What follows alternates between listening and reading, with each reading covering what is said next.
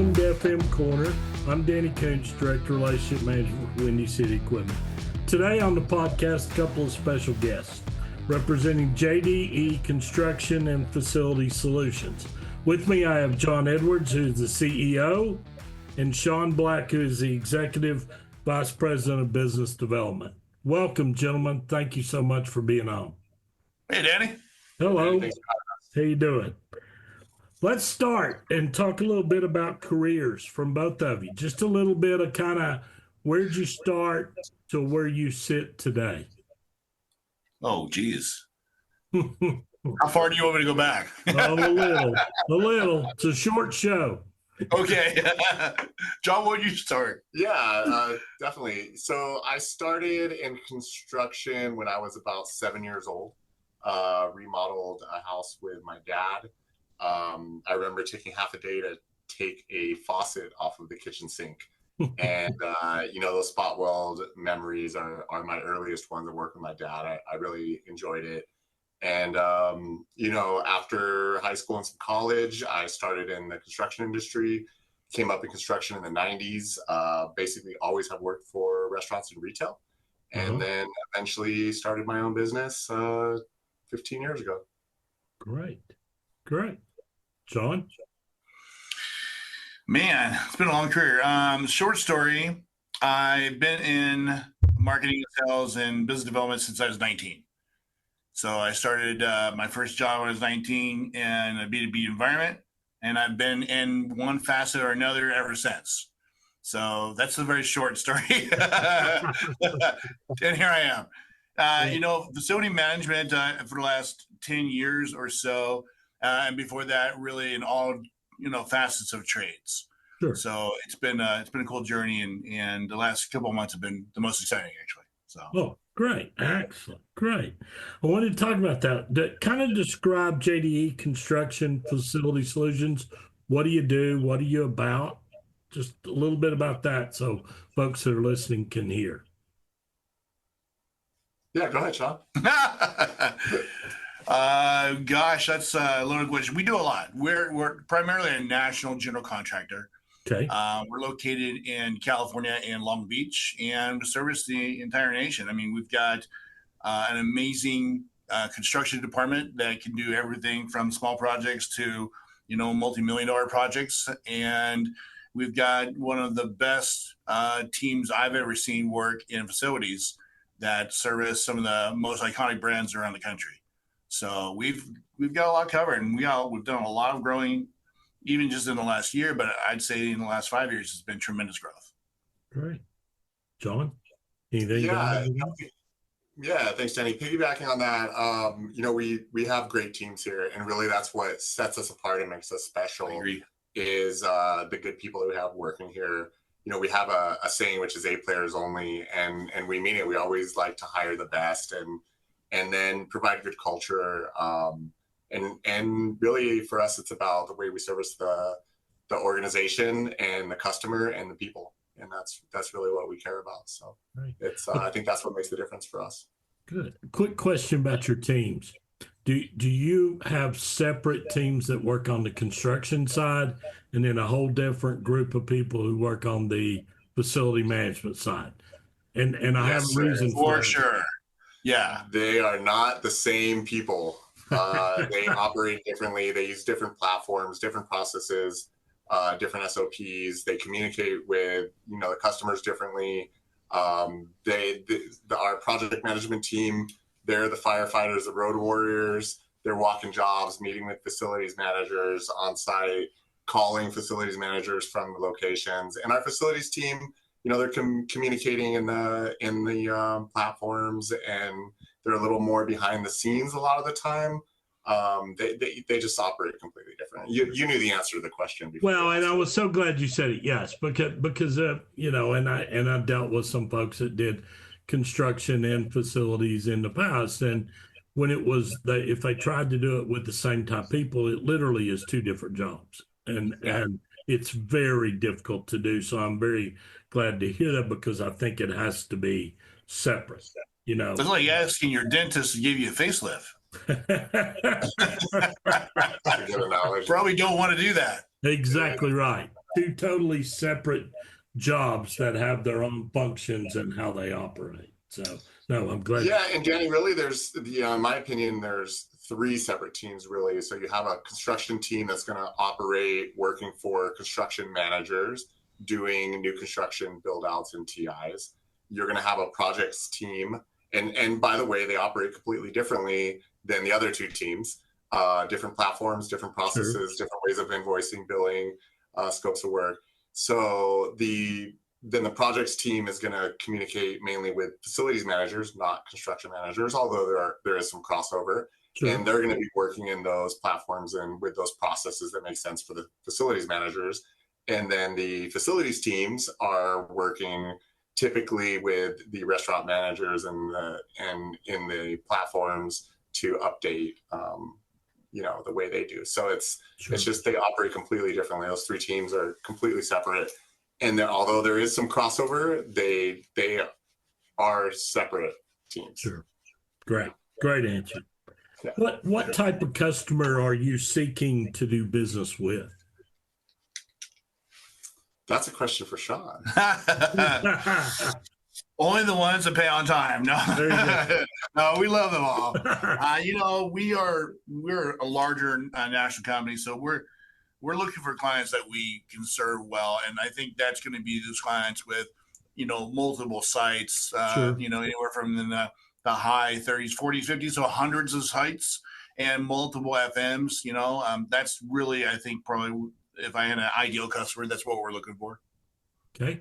And if that customer had 150, 200 locations, do you go after 200 at once, or do you take the approach of give us a piece of the pie, give us 50, give us 75, and let us show you how good we can do it, and then take the rest? Which do you do, or both?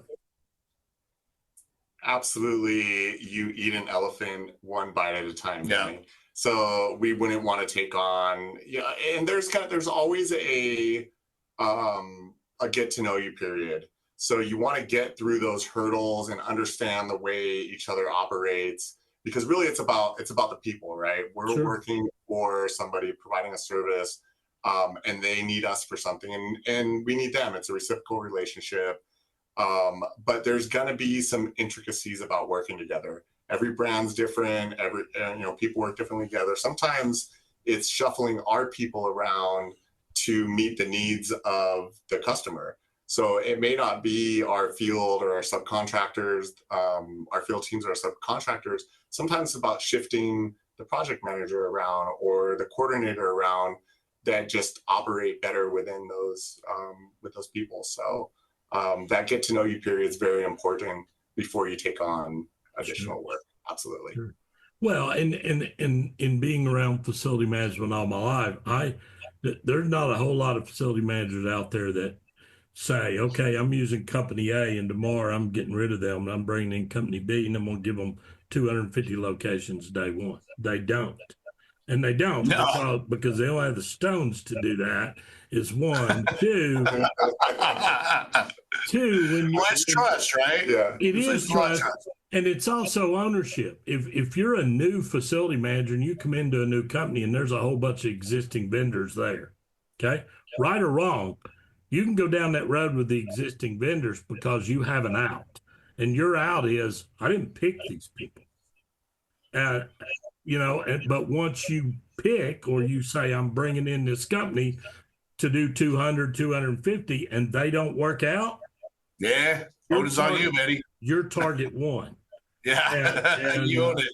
That happens. So I was curious about the rollout piece and, or doing a portion of it to get to know, as you stated, John, and then building from there. Yeah, for sure. And, Danny, as a facilities manager, you want to have a good bench, right? Sure. Organizations go through change. Maybe they took on too many customers or too much work at once. You could have an account manager that leaves or retires, field supervisors that do the same. Maybe a couple of techs break off and they start their own company. And Sure. so you end up having a HVAC company or electrical company that operated really well before, and you see those ebbs and flows with the organization. And I know, the way you operate, a lot of facilities managers operate, is they coach and they mentor and they're patient and they try to bring those organizations back up to where they need them before they make the change. Sure. So, I mean, to your point, bringing on 250 locations, bringing on somebody new would be counterproductive. Yeah. Sure. Yeah. Right. I agree. I mean, we as much as they need to trust and know us, we have the same responsibility. We need to trust and know that brand. We need Sure. to build that tribal knowledge. We need to have that, in our pocket. So if we got those 200 locations, we can perform at the very, best we can. Right. Sure. And you can't do that overnight. No, and that kind of leads to my next question. What characteristics do potential customers need to have that are important to you? I mean, you don't typically go after everybody. What makes your decisions of who do you go out and seek and why? What do they have, or what do you think they're about that drives you to those particular customers, potential customers? Well, I know my answer, but I think it's a two-part answer. It is, yeah. Yeah. So I'll start. Yeah. I'll start. It's the people that we're working for. Yeah. And we have a great culture here. We've built a really good culture. We want to maintain that. And the customers that we serve and the organizations we serve play a part in our own culture. So we want to make sure that those people and those organizations are a good fit for us. Sure. So that's my answer. And I think I know the direction that Shawn will go with the answer. It's not far from that, honestly. To be honest, I mean, I've always been taught you need to have a red row policy, right? And we want clients that are equally as passionate and match up with your culture and who you are, and that you can serve well, but also that you enjoy doing business with too, right? And I think not everyone likes everyone, and not everyone's a good match for you. And that's why we have competition to begin with. And that's, and that's why I'm okay. We have some great companies out there. Not everyone's going to be, for us. But, for the majority of people, you find the right people you can serve, and it works out great. And right away after a couple of calls who's going to be a great client, and maybe who may not a best fit for us. And vice versa, they know too. And people sometimes dispute this, but all the profit in the world doesn't work when it's a customer that you literally cannot work with. Over time, it kills you, and it does. You may take it longer than you would someone else because of the profit margin or whatever with that particular customer, but there comes a day where that breaks. But because the grind and the difficulty day in, day out with that particular just eats at you and eats at your people. It just does. Yeah. And people say, oh, no, as long as we're getting the money, and that's fine. But there still becomes a day where that doesn't work. Exactly. Ultimately, the cost is too high. Yeah. Right. It just is. If you're working with someone, and this goes for employees or clients. If you have top performers that are just not a good match in your organization, the cost is too high. If they're not a good match for you, exactly because right. It's going to affect your company. Yeah. Maybe not today, but tomorrow probably. Yeah, it'll affect your culture. Yeah, eventually the bottom line for sure. I mean, you take care of the customer, you take care of the employee, the money will be there. The money will work itself out. That's a byproduct of doing the good work and taking care of the people in and outside of your organization, including subcontractor networks, right? Sure. They're yeah, absolutely. How has and does RIFMA play in supporting your mission? Shawn, you and I have been friends for years through RIFMA and so on, but how does RIFMA play a part in what you're doing and what you're trying to do? A lot. Everything. Yeah. That's how we met. I know, right? Like, yeah. So there's that. We knew each other through RIFMA, yeah. I mean, for me, it's been an amazing organization. Everybody talks about the RIFMA family, and it's almost cliche, but it's true. My first RIFMA, I walked in and I didn't know how to dress or how to act or what to do, and everybody was so inviting, and they really do make you feel. And we've been to other conferences, but RIFMA in particular, they make you feel like family, and it feels like home. Everybody's there, like-minded, trying to get the same results. So for me, it's obviously it's helped grow our organization, which is wonderful. But really, it's brought me up into the facilities world the same way my dad brought me into the construction world. Sure. And so it's just another set of tools that I have to utilize. Absolutely love the organization and couldn't be more grateful for it. Yeah. Right. I've been in Rhythma 10 years, and every year to me it's gotten better. I think with any organization, what you put into is what you get out of it. Sure. Right. And I try to put a lot into Rhythma, and I've made some amazing relationships with other vendors, and especially with FMs, of course. I've gotten an opportunity to have a lot of business relationships through Rhythma, and it's just a culture. I think it's really interesting.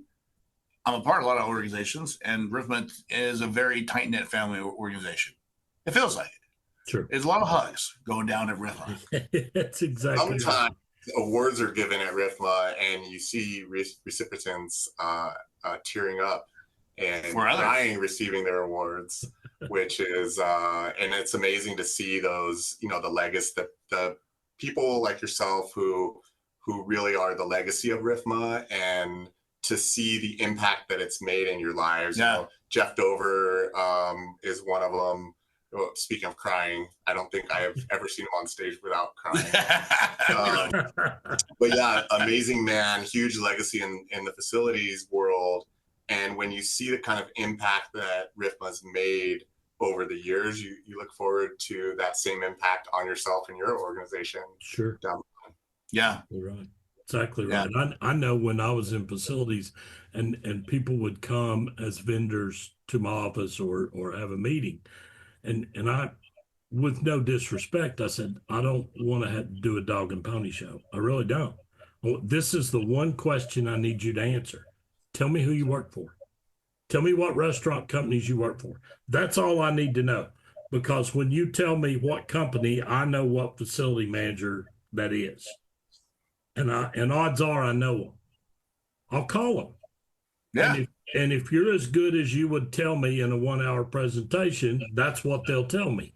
And if they tell me that, we'll have a serious talk about doing business, because if you're doing Brinker's work and Brinker's happy with you, okay, same as what I do, or you work for Darden, or you work for whoever it may be, Roadhouse, pick anybody. If you're doing work for them and I ask them and they vouch for you, I don't need anything else, because I'm going to do the same thing for them when they come and say, Danny, does this person or this company work for you? Yeah, they do a great job. Okay, that's what I need. And that's the spirit of RIFMA kind of in itself, is just, the ability to help each other and so on. But I never wanted, I appreciate presentations, but I don't need them. Just tell me who you work. That matters more to me. Who are your customers? Because that's going to tell me everything I need to know.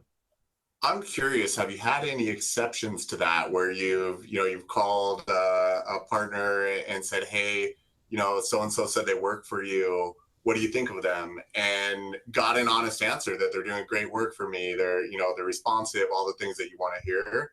Have you had any situations where you've been on board in them and had a different experience? I'm just curious. Not really that. I'll tell you, this will surprise you. I'll tell you what I have had.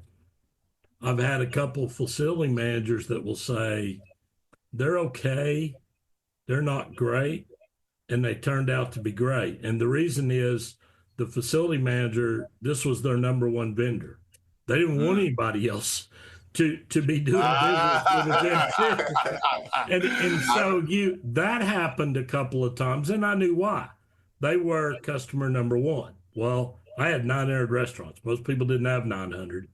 So, I could all of a sudden be number two, and that's, or three, and that's not really where I want to be. So they didn't trash them at all. They just didn't go out of their way to tell you that. I didn't have it happen the other way, though. Pretty much, because I knew who to talk to, too. I picked and okay, I trust this facility manager. This is who I'm calling.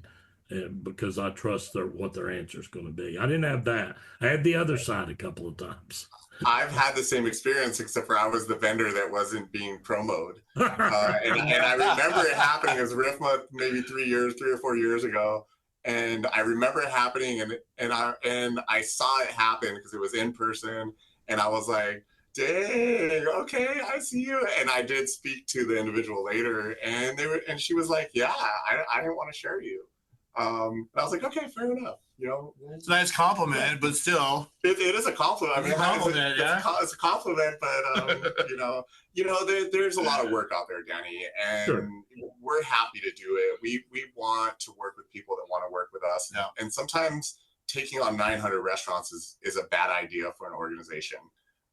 You have to value your existing clients as much as you would value a new client, and Sure. so often I see these organizations, companies taking on new work from new people, and it's exciting and it's a new brand, and they forget about the ones who dug the well for them, the customers that have been there through the thick and thin. And so really that's something that we preach here is making sure that we're taking care of our existing customers and not taking on work that's going to affect those existing relationships. That's a great point. That's a great point, because there's a lot of foundation builders that may have 50 restaurants, may have 40, may have whatever, but they're great partners. They teach you as much as you teach them in working together, and then someone else comes in that's bigger and so on, and they sometimes feel like they get shuttled to the side, and that's never good. Great point. Yeah. Give me a couple traits that are crucial for employees of JDE to have to be successful. What are you looking for people? A players only, as I said before. Doesn't mean if you're a B player, doesn't mean you can't be an A, but we're just looking for A players only. And culture. I think we touched on both of those things earlier. We've had some amazing people here that do really good work, high output, great performers, but the culture piece hasn't been there, and we've separated for that reason. And that's not necessarily only our internal culture. It could be within our subcontractor network, within our field team, with our customer base. Like, there's so much of our culture touches so many different areas of the organization. Like I said, with subcontractor networks and customers. I mean, there's the way, I think Shawn said it earlier, the way you do one thing is the way you do another. Yeah. How you do something is how you do everything. Yeah, thank you. So, typically you find those people that aren't a good fit for the organization, and you have to, because of the culture, you have to let them go. And that's a very hard decision to make. Sure. Yeah, absolutely. For me, it's 3 words: humble, hungry, and smart. That's what I'm looking for. Absolutely. Humble, hungry, and smart. Love it. Love it. You do both retail and restaurant, correct? Yes. What is your split? What do you want it to be? What's it today? Kind of between those two. Yeah, I think we're about 70-30, maybe 75-25 restaurant retail. We do a lot more. We're a lot heavier on the restaurant side than the retail. Is that by choice or by opportunities, or? I think that's just been an organic growth to the organization. Sure. Okay. Good. You just love those restaurant people. We love restaurants. Hey, retail's great too. Yeah. I mean, and transparently, I think we would like to expand more into retail, but without jeopardizing the relationships that we built. Sure. The existing relationships in both retail and restaurant. Yeah, 100%. Sure. I think there's definitely going to be there is a plan in place. We're really expanding into multiple different markets and verticals, Sure. And including that. Well, and again, as we talked before, they're two different kinds, and you can say facilities in both, but they're also handled differently.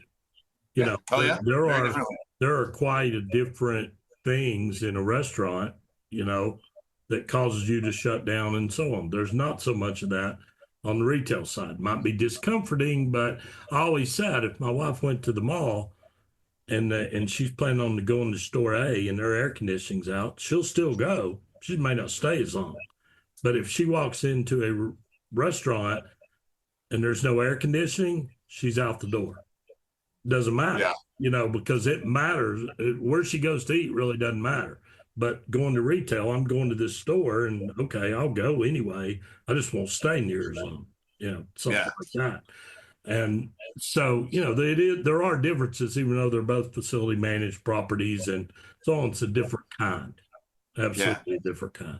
A little less hair on fire in retail. Yeah, exactly. Well, Yeah, and it is so situational.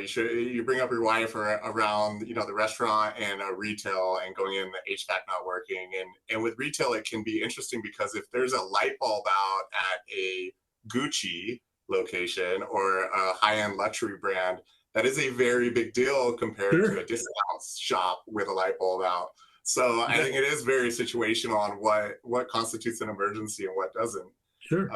But I'm with you. Countless times I've been into retail and you're like, hey, what's going on with the HVAC here? If the doors weren't open to the mall, this place would be 100 degrees, right? So. Exactly. For each of you, what's your go-to saying? What's the thing that's printed on your desk that you look at every morning or every day that kind of keeps you going, keeps you moving? I got a couple. You said one earlier. That is how you do something is how you do everything. Big believer in that. Cause is greater than effect. That's another one for me. If you're living your life at cause, and then you're not going to be living your life at effect of other people. So choose your path. Good one. John? A players only. A players only. A players only. Yeah, I say it all the time. It's very true. You have to have good people. They're a representation of us. We can't touch everything and be doing everything ourselves. So you have to have those individuals that are just as passionate and hardworking and dedicated as you are. So A players only. Great answers. My last question: what's the next 5 years look like for JDE? What are you looking to do? Exciting. Fun. Take over the world, baby. Have some fun. Our secondary purpose is to have fun here. We obviously need to take care of our customers and employees, but we want to have fun doing it, and that goes with sustained growth. So, sustainable growth, taking over the world is definitely on the horizon. Thank you, Shawn. Yeah. But we want to do it in a way that doesn't affect our culture and doesn't jeopardize the relationships the legacy relationships we built. Sure. Yeah. Great. Something very exciting. I would love to announce. Really, first person to know is that are you dropping it right now? I'm dropping it right now. Okay. We have a new podcast that's going to be coming out here in a couple of weeks. It's called Decoded. Yep. It's going to be awesome, man. Decoded: Secrets of Success in Life and Business. Oh, good. That'll be great. Yeah. Absolutely. Outstanding. Yeah, it's going to be very exciting. Can't wait. Danny, what's your go-to saying? Yeah, what is your go-to saying? We want to know yours. Be better today. Be better. That's right. Every day starts over. You wipe the slate kind of clean from what happened yesterday. That's done. And so I'm trying to be a better version today than I was yesterday. And if I incrementally grow that every day, sooner or later, hopefully, one, I'm moving in the right direction. Two, I'm trying to get to where I want to be. So just be a little bit better today than I was yesterday.